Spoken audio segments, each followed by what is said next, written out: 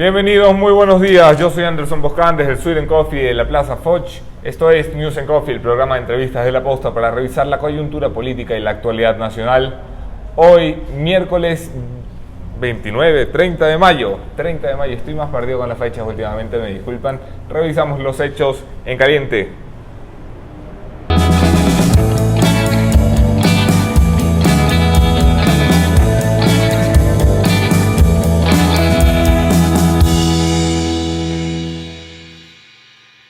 En caliente, La Posta publicó ayer por la tarde, casi en la noche, la documentación que habíamos prometido respecto de los contratos del abogado Javier Casar, el esposo de la secretaria jurídica de la presidencia, Johanna Pesantes, quien fuera ministra de Justicia del correísmo.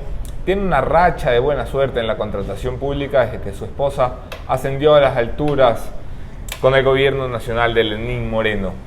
El señor Casar ha logrado un contrato de $55.000 para presentar un recurso de casación a favor del Ministerio de Defensa en el caso de los DRUF, que el Estado pelea contra la empresa HAL, la empresa hindú que nos vendió las chatarras de los DRUF, los helicópteros que terminaron en el suelo cobrando 4 vidas, 4 de los 7 que habíamos comprado. ¿Cuál es la historia? La historia es que el señor Casar participa en este concurso. La otra oferta que había era María del Carmen Jácome, o Jurado, Jácome. La señora María del Carmen Jácome participaba disputando con el señor Casar. Y lo curioso es que mientras el señor Casar es esposo de Johanna Pesantes, la secretaria jurídica de Lenín Moreno, la señora Jácome fue su subsecretaria cuando ocupaba ella el cargo de ministra de Justicia en el gobierno de Rafael Correa.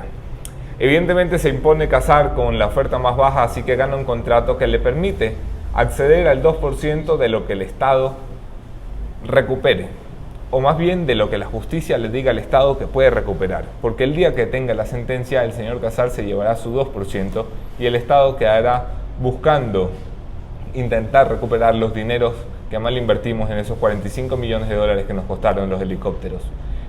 Esta trama se añade entonces a los contratos que ha logrado Casar con la Superintendencia de Bancos por $500,000, con Petroecuador por más de $160.000, y está cerca con este nuevo contrato de lograr las 7 cifras por arriba del $1.000.000 si logra una sentencia favorable en la Corte Nacional de Justicia. Todos queremos tener una buena racha como el del esposo de la secretaria jurídica del presidente Lenín Moreno, Johanna Pesantes. En caliente también, la Asamblea Nacional ha decidido que no sea la Comisión de Régimen Económico la que tramite la ley presentada por el ministro de Finanzas y Economía, Richard Martínez. ¿Por qué? Esta comisión todavía tiene tintes del correísmo y hay quienes creen que la comisión presidida por Pavel Muñoz puede terminar con un esperpento de ley, tal y como fue con la ley de reactivación económica, que terminó siendo un Frankenstein que no gustaba a nadie. En caliente, finalmente, el ministro de Educación, Van der Falconi, ha cuantificado ayer un tema que ha dejado de estar en las portadas, pero no en nuestros corazones y nuestras mentes. Hablo, por supuesto, de las violaciones sistemáticas contra niños en nuestro sistema educativo. El ministro ha cuantificado de 2014 a 2018 más de 3.300 casos de violaciones contra menores en los lugares sagrados que pretendíamos eran las escuelas. Todo esto se aparta de la coyuntura de corrupción, un tema que trajimos ayer a la mesa porque creemos ha perdido fuerza y no puede. ¿Cómo se recupera el buen tiempo, el buen ritmo en la lucha anticorrupción y cómo, sobre todo cómo se recupera el dinero? Se lo pregunto a mi invitado de esta mañana, el doctor Germán Rodas, representante de la Comisión Cívica Nacional Anticorrupción, a quien tengo el gusto de tener como entrevistado. No se vayan, quédense por la entrevista.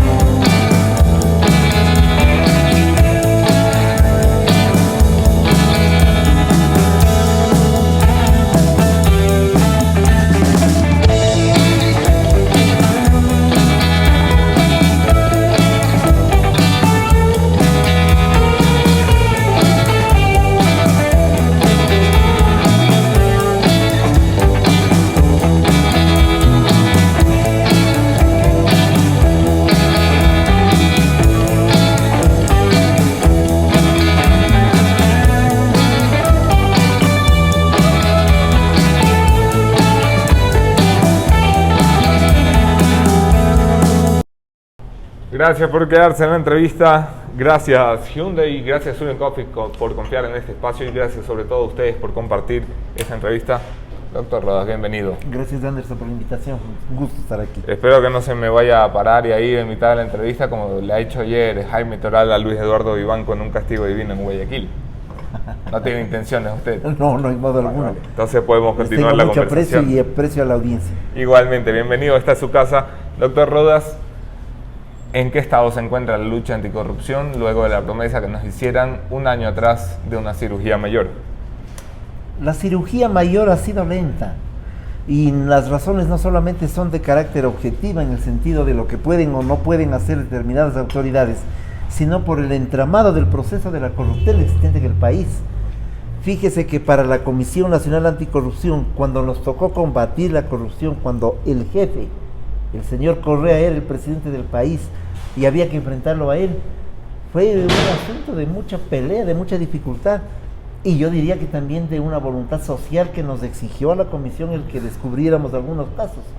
La persecución de la que fuimos objeto fue el mejor premio a nosotros y al país que estábamos por el camino adecuado. Ahora me parece que hay una voluntad política importante desde el gobierno en el sentido de buscar los problemas en la corruptela, pero me parece que la sociedad en su conjunto, la sociedad y el establishment jurídico, el establishment judicial, digamos, en su conjunto, le faltan todavía a afinar el bisturí para esa acción, porque faltan leyes, faltan determinados elementos fundamentales que permitan que permitan sobre todo encontrar en dónde está la plata. Y otro asunto, creo que el tema de la corrupción no puede ser un tema de debate político. ¿A qué se refiere? Este es un debate y una acción ética y moral en el país. Nosotros, los miembros de la Comisión Anticorrupción, no fuimos nunca candidatos a nada, no hemos pretendido estar en acciones político-electorales, queremos responder a la voluntad del país, de tal manera que entre la fiscalización y la farándula de la fiscalización puede generarse distancias. Desgraciadamente, como en el Congreso o en la Asamblea Nacional, nadie fiscalizó, por el contrario ponían alfombra roja a los corruptos que podían ir a informar. Ahora parecería que allí esto termina siendo una especie de caja de resonancia para los intereses político-electorales. Ese puede ser un riesgo. ¿Usted cree que hay gente en la política que le está sacando partido a la lucha anticorrupción? Yo digo que hay el riesgo que pueda ocurrir aquello. Hay gente que hace el cálculo de política electoral en la lucha con la corrupción. En el último proceso eleccionario en el que ganó el presidente Moreno precisamente, muchos de los candidatos olvidaron la lucha contra la corrupción. No fue un tema de la política electoral, porque les decían los cercanos colaboradores a ellos que no estaban los intereses de los electores. Así es, que no era un tema fundamental en el país, entonces los retiraron. Y quedó la Comisión Anticorrupción haciendo su pleito casi sola, pero con un gran apoyo social. Y sobre todo con la verdad en la mano. Como el tema demostró que podría venir a mejoras, muchas gentes han optado por volverse ahora gentes que trabajan en la lucha contra la corrupción. Está muy bien, yo no digo que no lo hagan, pero cuidado, detrás de ello hay el pecadillo de la acción en función del interés político electoral.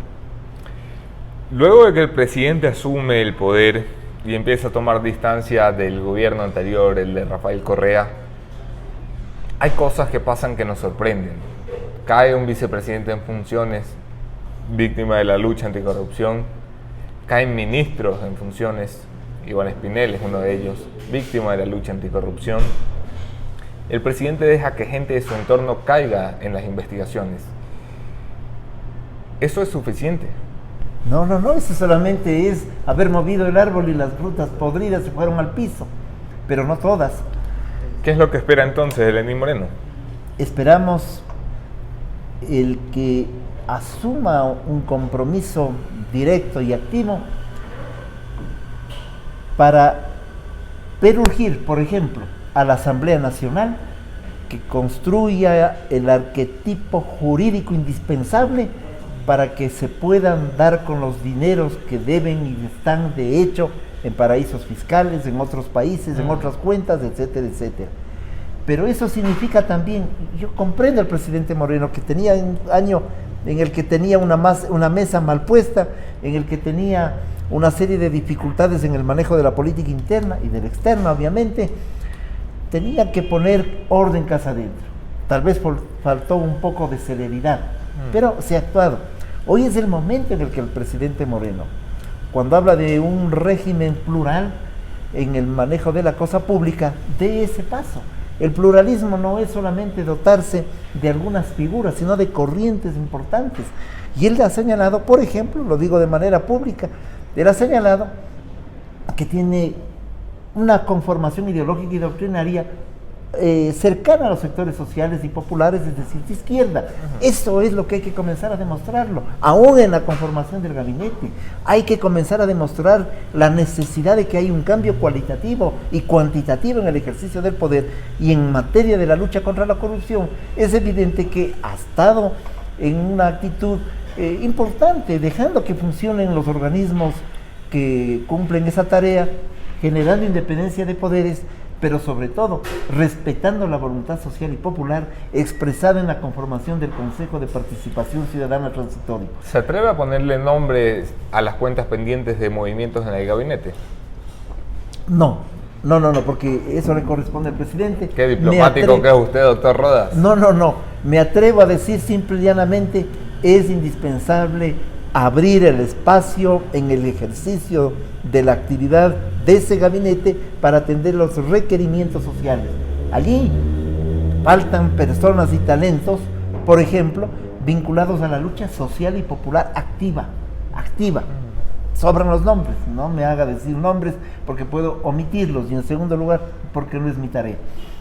Faltan personas que le abran el compás en la diplomacia, por ejemplo, al mundo, a los sectores de la política internacional que no entienden qué ha pasado en el país, porque mientras algunos diplomáticos ecuatorianos le reciben al expresidente Correa con aplausos, se entiende, por ejemplo, que en el caso ecuatoriano la Cancillería debería disponer una conducta distinta de esos diplomáticos en algunos países, tal manera que no hay una correlación entre los requerimientos del manejo de la política internacional con la política desde el gabinete Hay central. algo más grave aún, ya que trae el tema de Cancillería a la mesa, solamente para acotarlo. El presidente de la República ha dado una entrevista ayer a la DW de Alemania. Jenny Pérez, si no me equivoco, era la periodista que la entrevistaba, y ha dicho sobre la naturalización de Julian Assange: yo no estuve de acuerdo, no fue la mejor vía y no fue idea mía, sino de la canciller. Eso dijo. ¿Cómo reaccionan unas palabras como esas textualmente? Entonces la canciller va a renunciar en las próximas horas, porque no puede la canciller quedarse en el cargo después de una declaración que le desautoriza el presidente de la República. Yo ya no veo salida. Cuando, desde luego, hay dignidad en la cosa pública, cuando, desde luego, hay ética en el comportamiento de las gentes, y desde luego, cuando el presidente, que es una persona inteligente, le está diciendo de una manera adecuada: hay cosas que usted no me ha consultado. No sé si debemos apostar que se va o no. Hombre, yo apostaría, desde el factor de la ética. Yo apostaría porque el factor de la ética ha dejado hace rato de ser un factor importante en las decisiones políticas de este país. Ahí viene el problema. Quiere decir entonces que el tema de la lucha contra la corrupción es un tema que atraviesa, como yo comencé diciendo esta entrevista, por la ética. Y en algún foro en donde he participado en los últimos días, yo he señalado que, como hombre de izquierda, creo que la lucha contra la corrupción es una lucha por la ética para la gente de la izquierda. Creo que la lucha contra la corrupción es una lucha fundamental, además, para enfrentar no solo un periodo que hay que desmontarlo, al que le hemos llamado el correísmo o el correato, sino porque también ha sido una de las lacras fundamentales desde la propia constitución del Estado Nacional Ecuatoriano.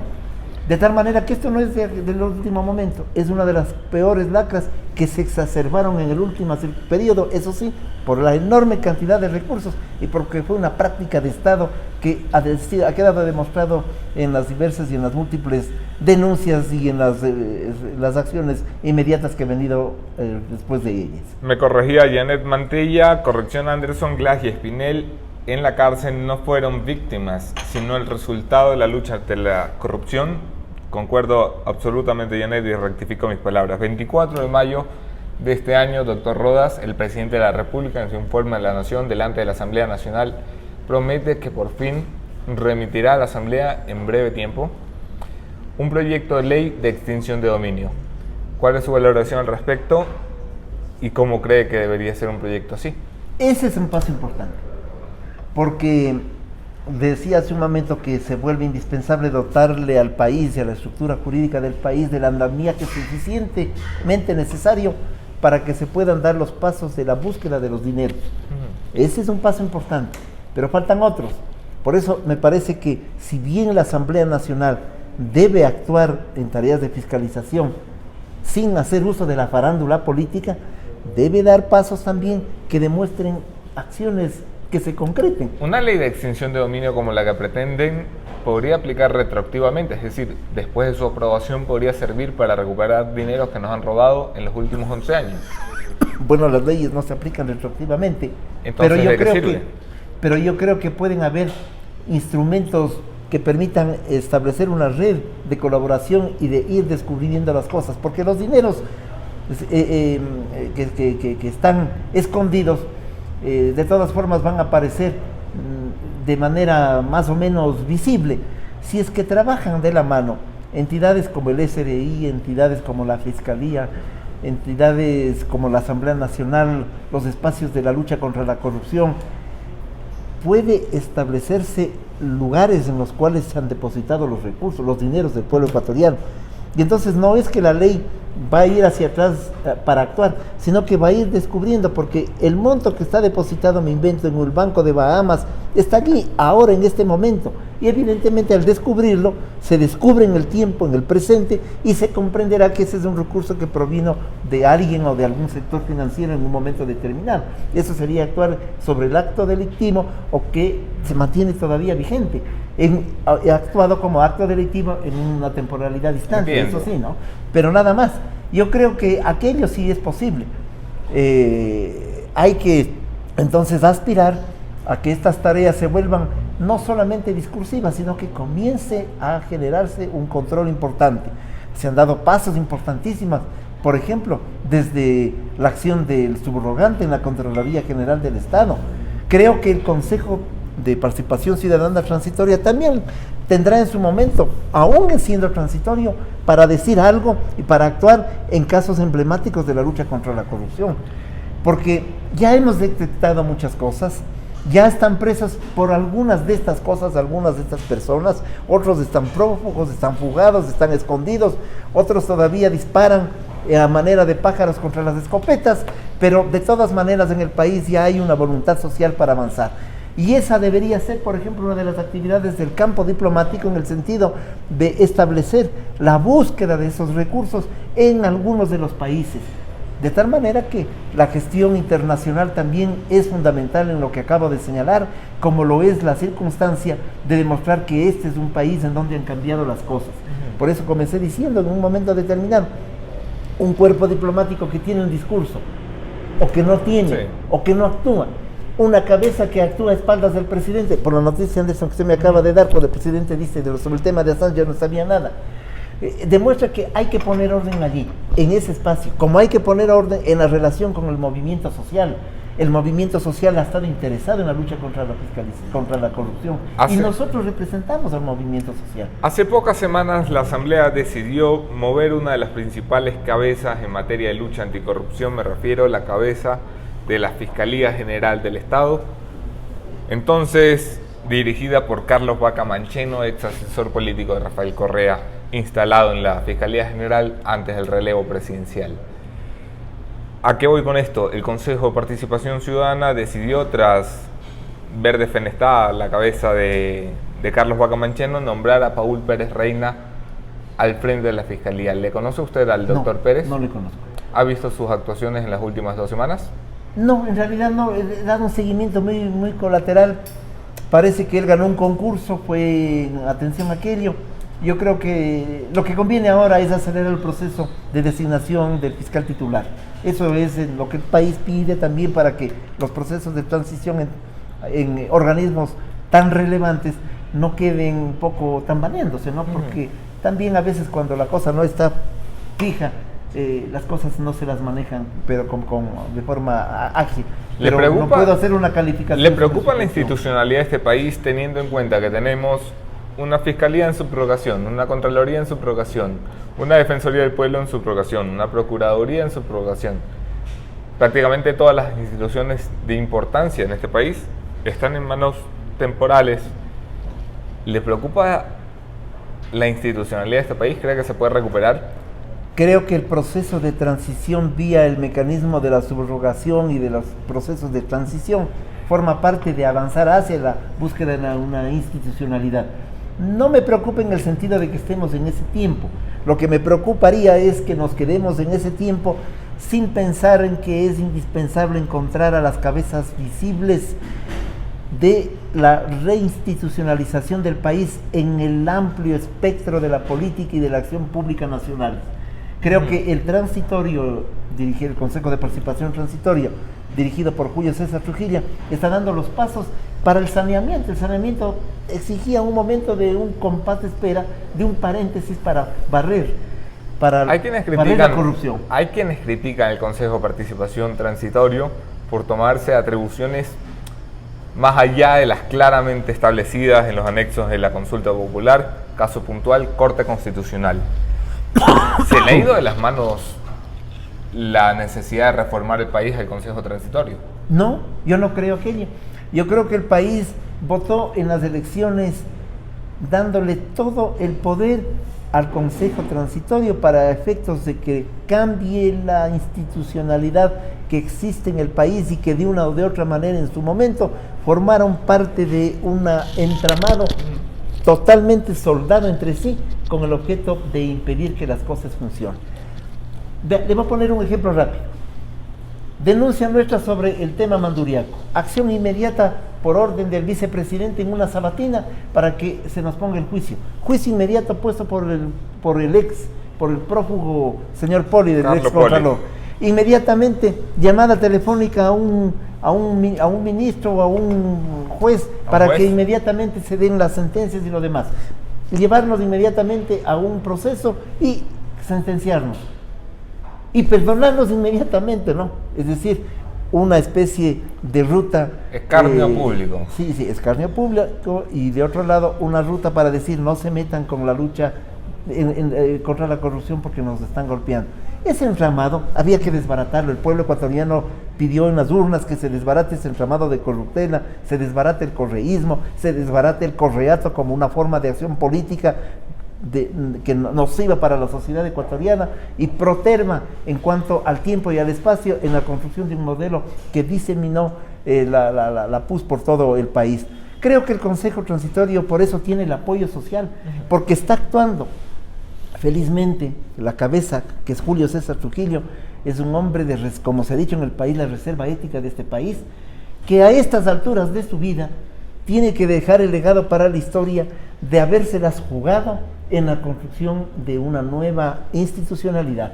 Y los sectores sociales lo han apoyado y el país lo están apoyando. Seguramente lanzarán dardos en contra de ellos aquellos que no quieren perder las canonjías, por una parte, y por otro lado, aquellos que forman parte de este embrollo de la corruptela.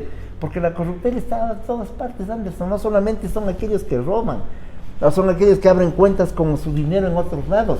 Son aquellos que han luchado contra la corrupción y ha sido mentira. Me estoy acordando de este chico Espinel que pedía que la pena de muerte para los corruptos, que había que cortarles la mano. Me estoy acordando de gente que dijo que había que enfrentar a la corruptela y dirigían la Contraloría asaltando y cohechando a las empresas. De tal manera que la corrupción va también por una nueva concepción en la formación de las gentes, de otros valores que tienen que aprenderse en el colegio, en las universidades. Pasa porque los dirigentes sociales, políticos, los dirigentes gubernamentales le den muestras al país de que se actúa de una manera distinta. Le pregunta María Lourdes Intriago, ¿cree que es necesario contratar una empresa especializada en rastrear los dineros de la corrupción? Sí, me parece importante. Como tema general, yo no podría sugerir ni empresas, ni tengo idea de cómo las funcionan, es decir, conozco en términos generales. Dirán que si se sugiere algún nombre hay algún interés, no lo hay, sino que debe haber, no solo empresas, hay organismos internacionales de las Naciones Unidas, hay organismos importantes y hay experiencias en otros países que habría que buscar un cúmulo de acciones que permitan rastrear dónde están esos recursos. Porque el señor Glass, sentado en la cárcel 4, dedicado a la lectura, descansando, saldrá después de 4 o 5 años, digo yo, él, para poner el ejemplo, a gozar de los recursos. Me imagino, o el tío, o alguien más, o alguno que se ha escondido. El señor González, que está fugado, estará fugado y gozando de los recursos. Habrá que buscar.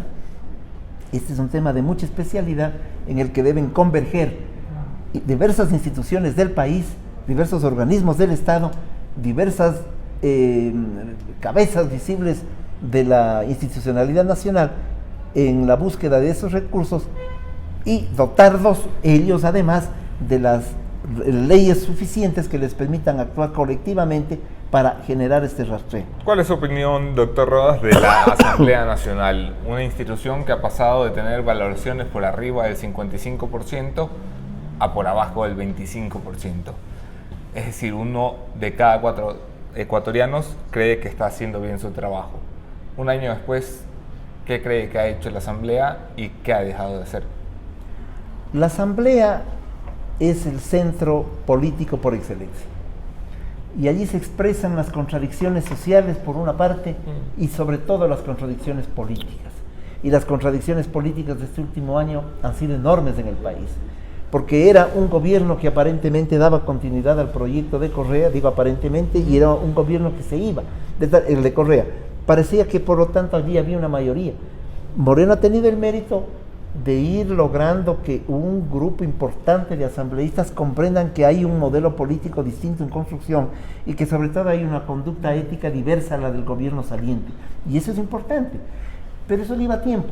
Desde luego también que hay rémoras, porque allí hay asambleístas, me estoy acordando de 1 o 2 personas, presidenta de la Comisión Anticorrupción del periodo anterior, que fue bautizada como la comisión en la cual la comisión de archivo.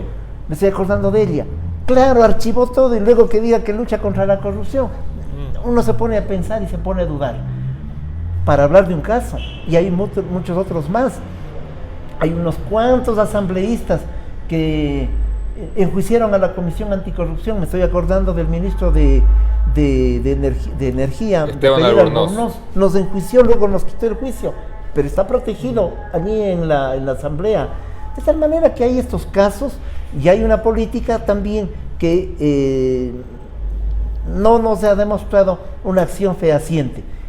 Esta Asamblea le llamó a Glass y le indultó.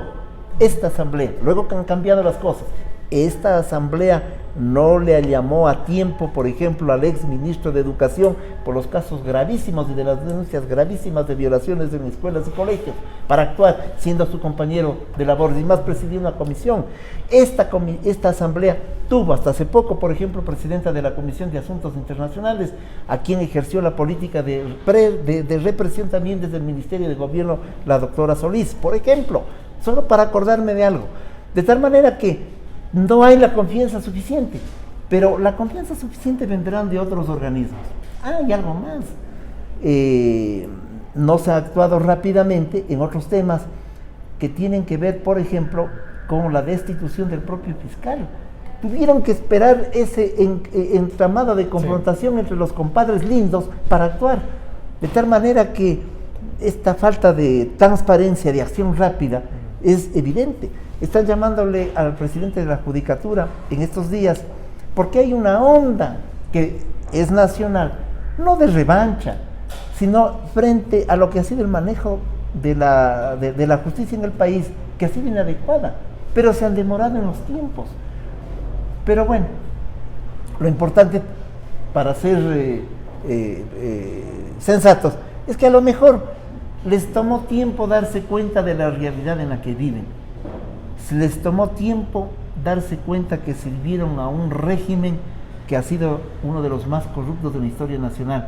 Les tomó tiempo devolverle la credibilidad a una institución respecto de la cual el pueblo ecuatoriano tiene una valoración y por lo tanto habrá mucho tiempo que esperar para que esa institución recobre una acción de credibilidad en la lucha social. Está ahora en debate una ley de comunicación que debe entrar a la Asamblea Nacional, enviada por el presidente de la República y sumada a 14 proyectos presentados por los asambleístas para reformar el mamotreto que nos dejó instalado el correísmo en contra de los medios de comunicación.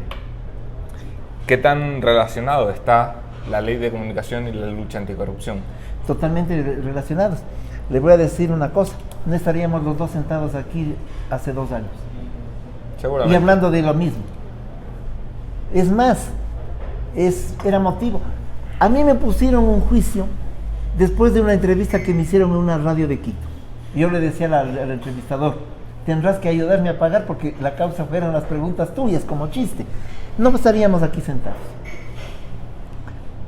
Creo que la ley de comunicación debe,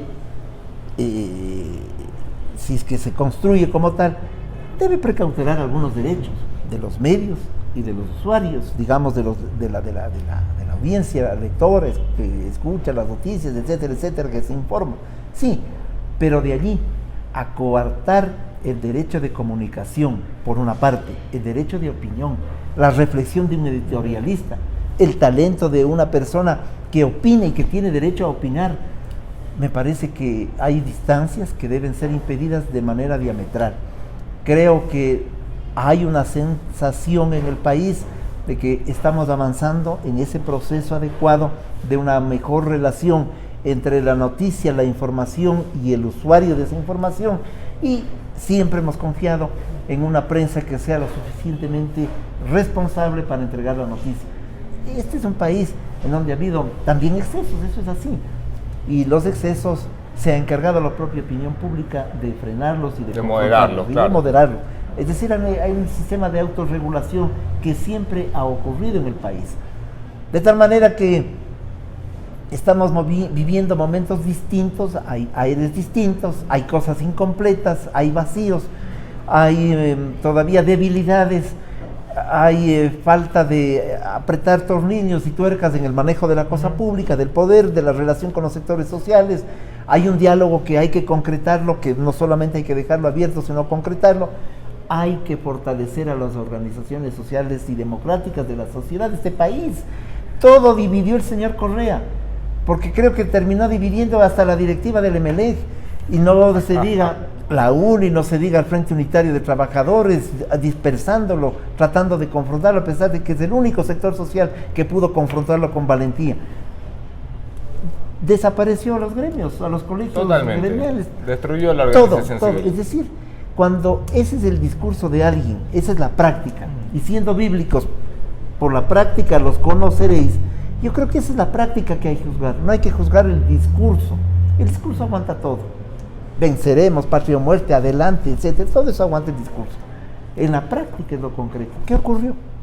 Este señor que era de izquierda, supuestamente, pero que cuando más llegó a ser un avesado joven vinculado al núcleo de los Boy Scouts, que esa es su verdadera vinculación con los sectores sociales, y allí está su connotación ideológica y política, nada más, no logró sino destruir a la sociedad en cuanto a la organización, llevarla a una situación de crisis gravísima, a una estructura económica que nos ha señalado el presidente Moreno que es desesperante, y a un punto de corruptela que ciertamente desangró la economía nacional.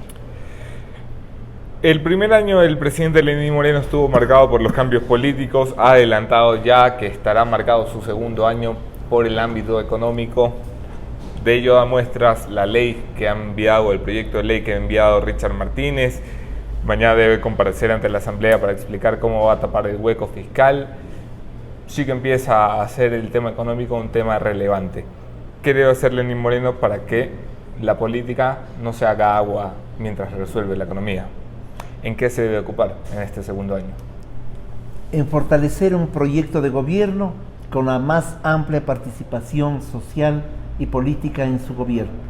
No solamente puede abrirse a núcleos empresariales, que está bien, a núcleos de conducción de la economía del país con una larga tradición, sino que debe abrir sus oídos y su acción en atención de los intereses más amplios del país. Creo que este debería ser una etapa de la construcción de un proyecto pluralista en el manejo de la cosa pública y en la acción. Creo que ese puede ser el detalle importante del auténtico diálogo, porque si el diálogo es solamente escuchar y luego dejar que ejecuten las acciones estos otros podrían estar respondiendo a acciones solamente de ellos. Yo creo que todos debemos participar en esta tarea. Hay que tomarle la palabra al presidente. Él pide que todos estemos junto a él en la lucha contra la corrupción y sobre todo en la construcción de un modelo social distinto, de beneficio para el país. Esta es una época de transición para la economía y para la política del país. Como aquello está planteado así, todos debemos participar en esta gestión en la medida en que desde Carondelet se abran las puertas, no solamente físicamente, sino se abran las puertas mentales para que este proyecto sea de todos, no de un sector de Alianza País que se ha reconvertido o que se ha convertido, no solo de ellos, es un presidente de los ecuatorianos y es un proyecto político que debe abarcar a todos. Finalmente, ¿se va optimista o pesimista después de la entrevista? No, yo me voy muy optimista porque hemos podido dialogar, porque su programa lo conozco y me siento honrado con su invitación, y sobre todo porque estamos respirando un ambiente distinto que nos permite decir estas cosas que no son verdades, que son opiniones, que hay que debatirlas, que hay que refrescarlas en el feedback necesarios con la sociedad, pero sobre todo porque al poder vertebrar estas ideas, creo que todos lo que buscamos en el fondo es la reinstalación de un proyecto de Estado nacional que le corresponda a la realidad del siglo XXI. Siempre bienvenido, esta es su casa, doctor. Ustedes no se vayan, viene el punto final, mi conclusión de esta mañana.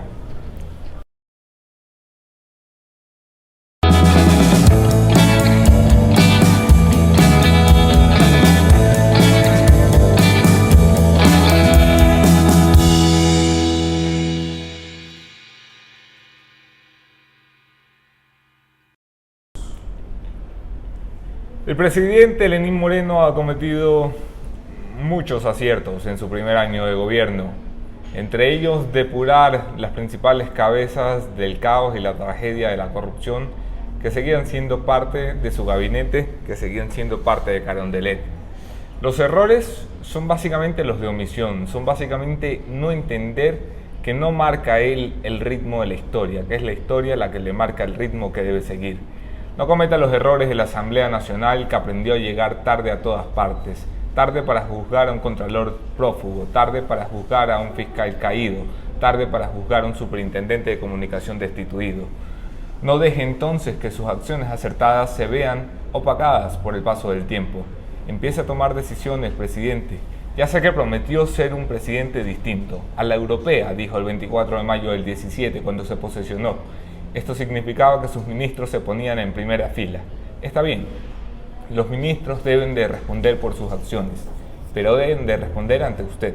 Es usted el que conduce el gobierno, es usted el que nos merece las explicaciones, es usted el que debe tomar las decisiones en política exterior, en política económica, en política de seguridad, de forma indelegable según lo dice la Constitución.